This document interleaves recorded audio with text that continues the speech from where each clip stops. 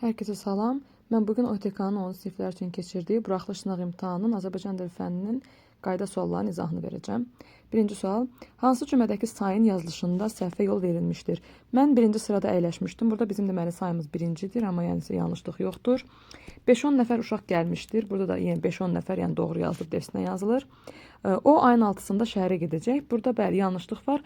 6-sında yox, 6 defis da olmalıydı. Ona görə bizim doğru cavabımız olacaq C variantı. D variantında onlarla uşaqlar meydana yığışmışdılar. Burada da doğrudur. 7 də 10-cu mərtəbədə yaşayırdı. Bu da doğrudur. 2. Hansı cümlədə sifət işlənməmişdir? O yorğun gözlərlə dənizi seyr edirdi. Burada var. Yorğun gözlər. Hansı gözlər? Necə gözlər var? Onlar qocalara yardım göstərdilər. Burada var. Qocalar sözü. Ona görə B də olmaz. C. Səlim özünə sarı maşın almışdı. Burada var. Sarı. D-də maşın asfalt yolla gedirdi. Bəli, buradakı asfalt sözü sifət deyil, isimdir. Sadəcə olaraq buradan sifətləşib, yəni sifətin xüsusiyyətini daşıyıb. Amma yenə də biz onu morfoloji olaraq deməli isim sayacağıq. Ona görə cavabımız olacaq D variantı. Y-də isə maşındakılar diqqətlə onlara baxırdılar. Burada deməli maşındakılar sifətdir. Diqqətlə baxmaqdakı zərf olacaq. Ona görə bizim doğru cavabımız olacaq D variantı. Üçüncü sual. Təsirlik halda işlənmiş isimlə başlayan cümləni müəyyən edin. Qaliblərin səhnəyə dəvət edilməsi gecikməməlidir.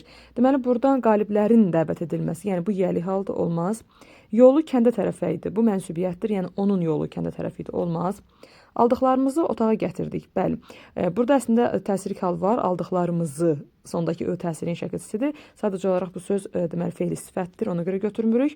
Səni məclisə dəvət ediblər. Burada da təsirlik haldır. Ancaq sən əvəzi olduğuna görə götürmürük. Fikri izah etməyə çalışırdım. Bəli, artıq buradakı i təsirlik haldır və sözümüz də isimdir. Ona görə cavabımız olacaq Y variantı. Dördüncü sual. İndiki zamanda işlənmiş fe'lin olduğu nümunəni müəyyən edin. Mətni səliqəli şəkildə köçürdü. Biz burada fe'lə sual versək, köçürdü, nə etdi? Biz görürük ki, bu artıq keçmiş zamanın sualıdır. Buradakı ür şəkilçisi sadəcə olaraq leksik şəkilçidir. Yəni fe'ldən fe'l düzəldən leksik şəkilçidir. Həm də ki, sözü tələffüz edərkən də köçürdü deyirik. Yəni köçürdü desəydik, o zaman ür indiki zaman olacaqdı. Ancaq burada köçürdü dediyimizə görə artıq burada dü bizim keçmiş zaman şəkilçimiz olur. Meyvələri yeni dükandan aldırdı. Nə etdi? Yenə də burada d keçmiş zamandır. Olmaz. Təzə evin ünvanını öyrənimmi? Ümumiyyətlə burada yəni fe'ldə bir zaman şəkilçisi yoxdur. Yəni bu əmr şəklidir. Gələn qonaq ayaq saxladı, ətrafa baxdı. Burada saxladı, baxdı, hər ikisi keçmiş zamandır. Tapşırılan işi vaxtında bitirirdi. Nə edirdi? Bəli, buradakı artıq deməli birinci olan ir leksikdir, ikinci olan ir isə zamandır. Yəni bitirir idi. Də orada olacaq artıq hissəcik. Yəni cavabımız olacaq bizim Y variantı. 5. Cədvələ uyğun nümunələri müəyyən edin. Amonimdir. Külək xeyr, külək amonim deyil. Ona görə bir səhvdir. Deməli, o cəhətdən A və Y gedir. Gitə amonim olacaq. Gitə bir var ədəbiyyatda şeir parçası, yəni şeirin bir növü. Bir də gitə olaraq, Avropa gitəsi olaraq ikini götürürük. Deməli, o cəhətdən D də gedir. Deməli, qotaz amonim deyil, qotaz tək mənalı sözdür. Yəni, o da bəzək kimi işlənir mənası. Başqa mənası yoxdur. Ona görə 3-ü götürə bilmərik. Amonim deyil, qoyun, deməli, amonim ola bilir. Həm ola bilən sözdür, həm amonim ola bilməyən sözdür. Yəni, amonim ola bilmir deyəndə, yəni vurğuya görə mənası dəyişən sözdür. Ona görə də 4-ü ümumiyyətlə biz götürmürük. 5-ə baxaq. Gəlin vurğuya görə dəyişən sözdür. Yəni bu ümumiyyətlə olmur amonim kimi. 5-i götürürəm. 2, 5. Bir də 6-yı götürəcəyik. Barı sözü. Barı sözü bir var hasar mənasında, bir də var ədat kimi var. Ancaq ədat kimi olanda yəni sözün vurğusu A-da olur. Barı. Biz belə deyirik. Ona görə də yəni vurğuya görə dəyişdiyinə görə biz artıq onu amonim kimi saymırıq. Ona görə bizim cavabımız olacaq B variantı. 6. Qrammatik normanın pozulduğu nümunəni müəyyən edin. Alimlə Musa səndən əvvəl həyata daxil olublar. Burada deməli pozulma yoxdur, ona görə A olmaz. Binalarımızın ikinci mərtəbələri ofislər üçün ayrılıblar. Deməli burada binalarımızın ikinci mərtəbələri, yəni burada mərtəbə cəmdədir, bəli. Ancaq mərtəbə cansız olduğuna görə biz orada xəbəri tək də verməliyik. Yəni ikinci mərtəbələri ofislər üçün ayrılıb olmalıydı. Ona görə də bu da artıq qrammatik normanın pozulmasıdır. Yəni bizim cavabımız olacaq B variantı. Bulağın suyu yerin dərin qatlarından süzülüb gəlir. Burada P yox, bu yazılmalıydı. Ona görə də bu artıq fonetikdir. Ona görə C də olmaz. Uşaqların hər ikisi musiqi sayəsində istedadı ilə seçilirdi. Deməli, burada yəni səhvlik yoxdur ümumiyyətlə.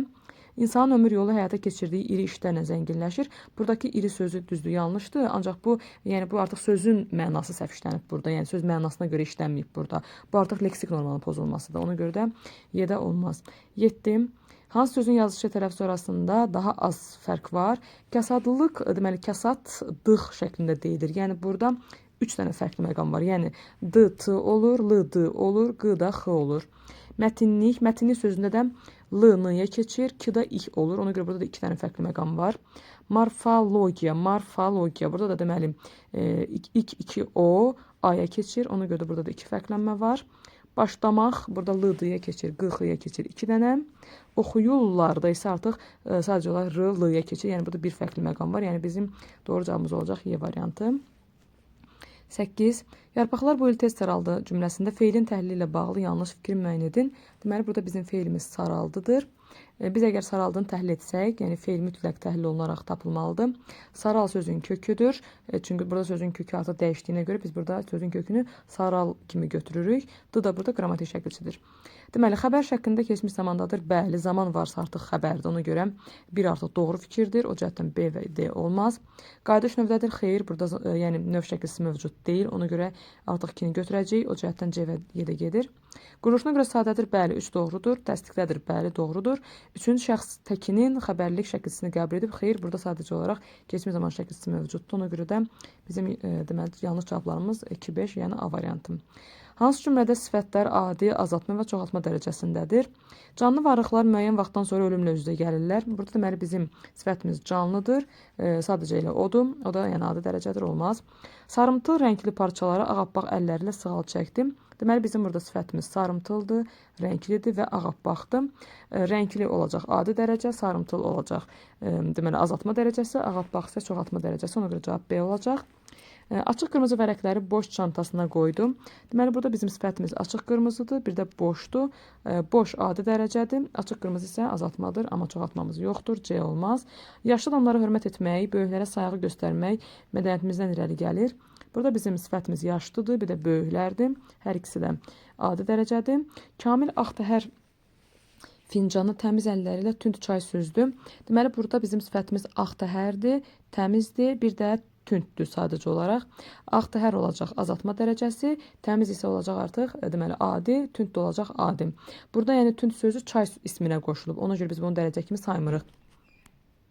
Ona görə də bizim cavabımız olacaq burada deməli B variantı. 10-cu sual. Nümunələrdən birində zərf işlənmişdir. Yenə göylərdədir şair xəyalım. Bəli, bizim burada zərfimiz olacaq yenə. Yəni bizim cavabımız A-dır burada. Digər variantlara baxsaq, vətən əcdadımızın mətfənidir, vətən övladımızın məskənidir. Burada ümumiyyətlə zərf yoxdur. Mən dövlət dairədə doğulmadım, şan şöhrətlərdə doğulmadım, yəni yoxdur. Yaşamaq yanmaqdır, yanasan gərək. Həyatın mənası yalnız ondadır. Yoxdur. Burada yəni yalnız sözü deməli ədat kimidir. Hər obada, hər eldə qanad açsın sülh səsi. Burada yəni oba ilə eldəki konkret bir məkan anlayışı bildirdiyinə görə zərf yox, artıq isim olacaq. Ona görə cavabımız olacaq A variantı. Bu günlük bu qədər. Videonu bura qədər izlədiyiniz üçün təşəkkür edirəm.